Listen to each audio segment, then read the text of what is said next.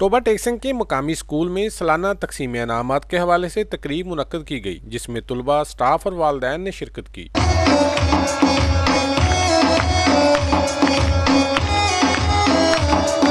रंगारंग तकरीब में तुलबा ने कल्चर शो पेश किया तो हाजरीन दाद देने पर मजबूर हो गए।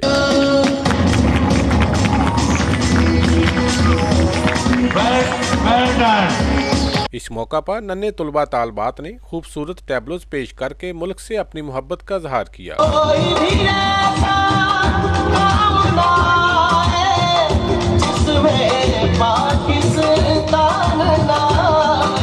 तकरीब में शुरका को मज़ाहिया न्यूज़ बुलेटिन भी सुनाया गया, जिसे वालिदैन ने बेहद पसंद किया। ज़रूरी नहीं है कि बच्चों को पढ़ाया जाए, जो बुक्स में लिखा होता है वो ही पढ़ाया जाए, और भी जो गैर निसाबी सरगर्मियाँ वो बच्चों के लिए बहुत ज़रूरी हैं, इस तरह के होने चाहिए। तकरीब के इख्तिताम पर होनहार तुलबा, तालबात और स्टाफ में अनामत तकसीम किए गए। कैमरा मैन रशीद अंजम के साथ सुल्तान महमूद, टोबा टेक्सन।